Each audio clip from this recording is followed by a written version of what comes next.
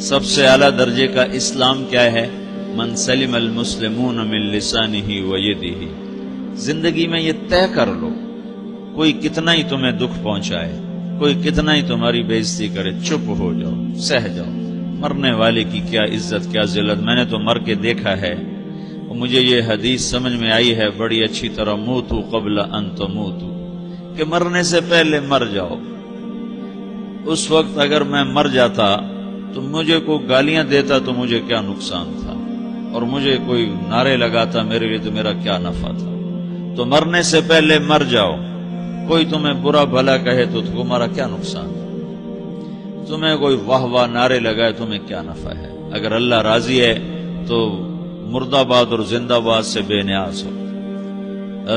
ابو ذر رضی اللہ تعالیٰ عنہ کو ایک آدمی نے گالیاں دی تو انہوں نے فرمایا بیٹا ایک گھاٹی آگے آ رہی ہے، اس میں گر گیا تو جو کچھ کہہ رہے ہو اس سے بھی زیادہ کا حقدار ہوں، اور اگر پار ہو گیا تو تیری گالیوں سے مجھے کوئی فرق نہیں پڑتا ہے. من سلم المسلمون من لسانہ و یدہ موتوا قبل ان تموتوا. چونکہ آج کل اخلاق ہیں انتقامی، معاف کرنے والے اخلاق ہیں نہیں، انتقامی اخلاق ہیں. ہمارا معاشرہ انتقامی ہے، اچھا کرو گے تو ہم اچھا کریں گے، برا کرو گے تو ہم برا کریں گے، جیسا کہو گے ویسا ہم سے سنو گے. یہ ہمارا ماحول ہے، یہ ہمارا. ایک ماں کہہ رہی تھی دوسری ماں کو، میرے پترا کدی کسی نے وقت سلام نہیں کیتا. بڑے فخر سے کہہ رہی ہے، ہمارے اپنے گاؤں کی بات. میرے پترا کدی نہیں کسی نے وقت سلام کیتا، مائی جڑا کرے انہوں کریں دیں، جڑا نہ کرے انہوں پوچھ دے ہی کوئی نہیں. یہ وہ فخر سے کہہ رہی. جو سب سے بڑا عیب ہے وہ سب سے بڑا فخر بنا ہو.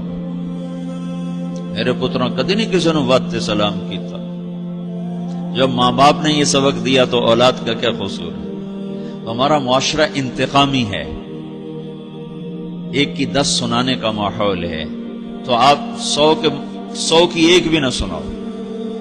احنف بن قیس رضی اللہ تعالیٰ عنہ پہ ایک آدمی نے چڑھائی کر کہنے لگا ایک سناؤ گے نا تو 10 سنو گے میری طرف سے. تو احنف بن قیس کہنے لگے بھائی تو مجھے 100 بھی سنائے گا نا تو میری طرف سے ایک بھی تو نہیں سنے گا.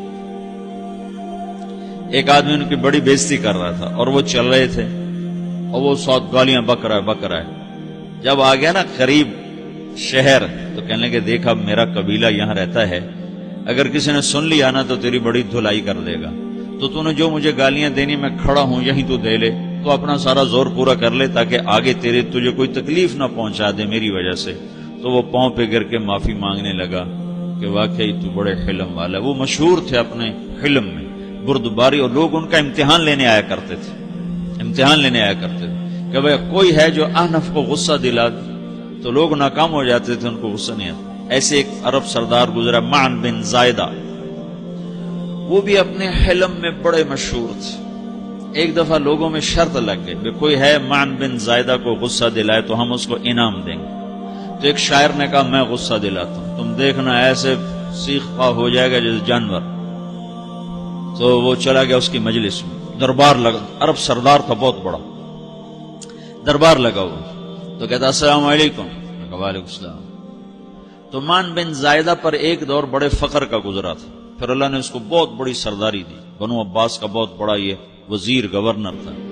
تو کہتا اتذکر اذ لحافک جلد شاۃ اذ نعلاک من جلد البعیر. کیوں بھائی تو یہ یاد ہے جب تیرا بستر بکری کی کھال تھا اور تیرے جوتے اونٹ کی کھال کے تھے؟ تو کہنے لگا کیوں نہیں یاد، بھلا کوئی ماضی بھی بھولتا ہے.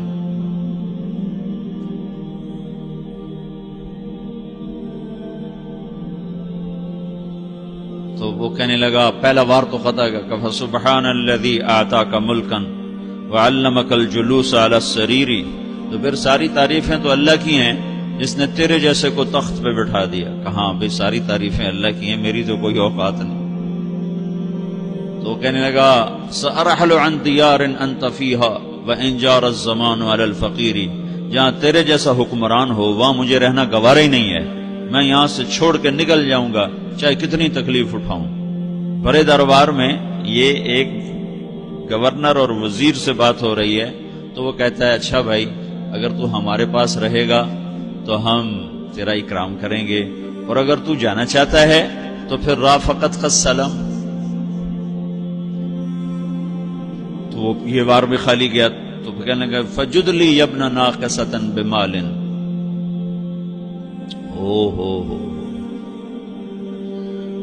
او گندی ماں کے بیٹے مجھے کچھ عطا بھی کر، میں بغیر پیسے کے سفر کیسے کروں گا؟ عرب کو کسی کو بھی ماں کی گالی دے دینا پھر عرب سردار ہو۔ فجد لی ابن ناقصۃ بمال، بری ماں کے بیٹے مجھے کچھ پیسے بھی دے، میں نے جانا ہے۔ میں کہا بھائی اس کو 3000 دے دیا جائے۔ اللہ تو کہنے لگا قلیل ما آتیتنی وانی لأطمع منک فی الکثیر، یہ تو بہت تھوڑا تو نے دیا ہے، مجھے اور دے۔ کہا اچھا بھائی 3000 اور دے دو۔ تو وہ شاعر کی بھی آنکھیں پھٹ گئیں، کہنے لگا اب ٹھہر جا ٹھہر جا، اب میں تیری اصل تجھے بتاتا ہوں۔ سألت اللہ ان یبکیک ذخرا فما لک فی البریۃ من نذیر، میں اللہ سے دعا کرتا ہوں اللہ تیرے جیسوں کو سلامت رکھے، تیرے جیسا دنیا میں کسی ماں نے جنا ہی کوئی نہیں۔ فمنک الجود والافضال حقا وفضل یدیک کالبحر الغزیر، تو ہی سخی ہے، تو ہی کریم ہے، اور سمندر بھی تیری سخاوت کے آگے کچھ نہیں ہے۔ تو نے کہا اچھا بھائی تو نے ہماری برائی کی، ہم نے تمہیں 6000 دیے، اب تو نے ہماری تعریف کی، اب 10,000 اور دے دو اس کو۔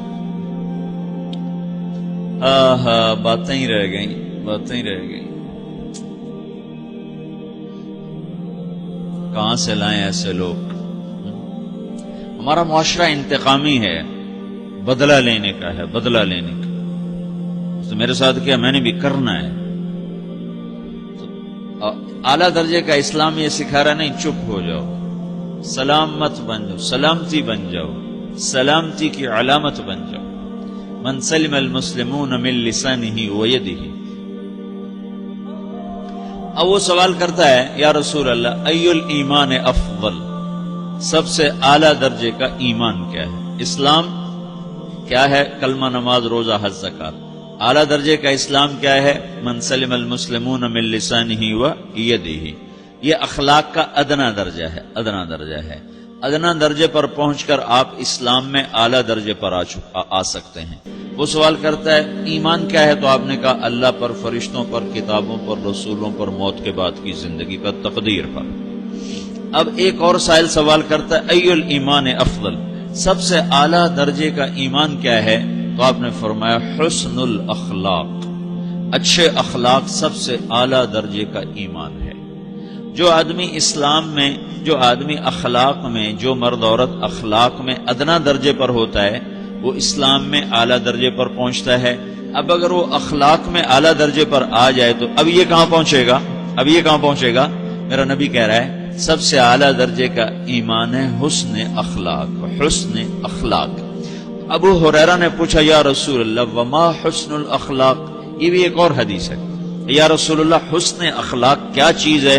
تو آپ نے 3 چیزیں فرمائی، تصل من قطعک وتعطی من حرمک وتعفو عمن ظلمک، جو تم سے توڑے نہ تم اس سے جوڑو، نہیں کرتا سلام نہ کریں، کوئی ہم چھوٹے باپ کے ہیں، ہم تو کبھی بھی نہ کریں، ہم تو کبھی بھی نہ منہ تھوکیں بھی نہیں ہم تو میرا نبی کہہ رہا ہے جو توڑے تم اس سے جوڑو، جو محروم کرے اس سے عطا کرو، جو زیادتی کرے اس سے درگزر کرو۔ یہ 3 کام جو عورت مرد کر لے گا یہ اخلاق کے اعلیٰ درجے میں ہے۔ جب یہ اخلاق کے اعلیٰ درجے پر پہنچتا ہے تو پھر میرا نبی کیا بشارت دیتا ہے؟ ادنا درجے پر پہنچ کر تو اعلیٰ مسلمان کی بشارت ہے، اور اخلاق میں اعلیٰ درجے پر پہنچ کر میرا نبی کہتا ہے کاد الحلیم ان یکون نبیا، اعلیٰ اخلاق والا بس نبی بنتے بنتے رہ جاتا ہے۔ اعلیٰ اخلاق والا ایسے ہے جیسے کہ نبی، قریب ہے کہ وہ نبی بن جائے، یہ تو ہے نا ترجمہ، لیکن ہم ہمارے اردو میں کہتے ہیں وہ نبی بنتے بنتے بنتے رہ گیا۔ کیا مطلب؟ کہ اس میں اور نبی میں صرف نبوت کا فرق رہ جاتا، باقی وہ سب کچھ حاصل کر لیتا ہے۔ تو یہ سارے دین کا میں نے آپ کو خلاصہ بتایا ہے کہ میری آپ کی ضرورت ہے کہ میرا اسلام اعلیٰ درجے کا ہو، من سلم المسلمون من لسانہ و یدہ، میرا ایمان اعلیٰ درجے کا ہو،